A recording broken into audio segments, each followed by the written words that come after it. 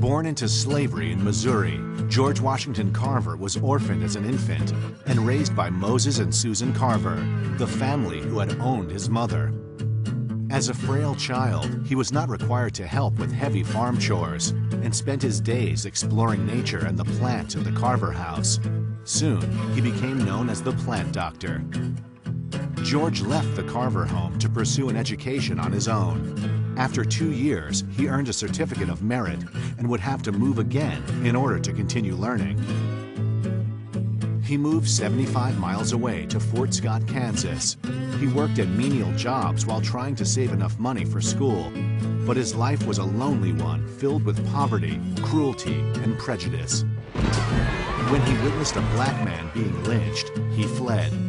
He had been accepted to Highland College in Kansas, but on arrival, he was turned away because of his race. In 1886, he settled on a farm in Ness County, Kansas. While there, he performed agricultural experiments that would later be valuable to him. George was able to save enough money for a semester at Simpson College in Iowa to study art.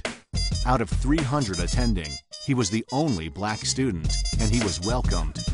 He was described as having a burning zeal to know everything. His art teacher was so impressed with his ability with plants and encouraged him to major in horticulture. He transferred to Iowa State Agricultural College and graduated in 1894.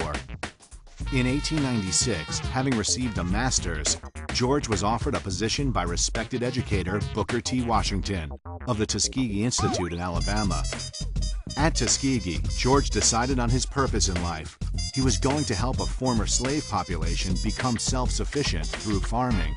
Carver had been trained in Iowa in the natural sciences, in botany, and as a scientist and an investigator, Carver was a deeply practical man. He wanted to turn science into products that would benefit the black rural poor. He developed the Jessup wagon, a movable laboratory on wheels to help educate farmers. He encouraged them to rotate their crops to conserve the nutrients in the soil and to give up soil-depleting cotton crops. He persuaded the farmers to plant peanuts instead. In his Tuskegee lab, he developed over 300 uses for the peanut and 100 uses for the sweet potato. Anything from beverages to medicines to paints. Carver collaborated with Henry Ford in developing alternative fuels with soybeans. He also perfected a process for extracting rubber from the milk of the goldenrod plant. Carver produced a series of scientific inventions that were primarily designed to enhance the economic and agricultural productivity of the Black Belt. They benefited black and white farmers alike. This prolific scientist was also a painter, a crocheter, and a musician, even raising money for the Tuskegee Institute by touring as a pianist. He had once turned down the opportunity to work with Thomas Edison because he believed he would do more good at Tuskegee. After World War I, by the 1920s, Carver had become something of a legend, a folk hero to the Black South.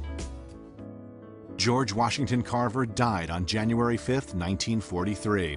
He was buried at Tuskegee next to his friend Booker T. Washington. His tombstone reads, "He could have added fortune to fame, but caring for neither, he found happiness and honor in being helpful to the world." George Washington Carver's greatest accomplishment was in being a role model to a generation of young African American scientists who followed him.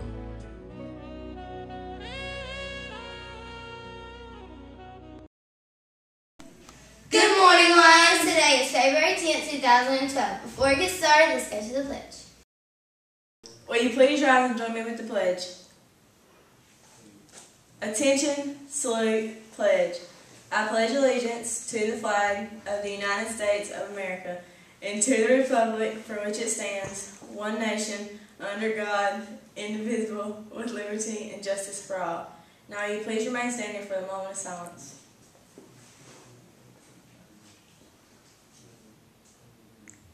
Thank you. Now back to the show. February 20th is a student holiday. Do not come to school. Anyone interested in participating in the African dance for the Multicultural Fair, please come see Miss D. Today will be Hoops for Hearts, which is a fundraiser for the American Heart Association. See Coach Graham or Miss D for more info. February 28th is the Multicultural Fair. From 6 to 7:30. Come out and let's have some fun. Birthdays for today are...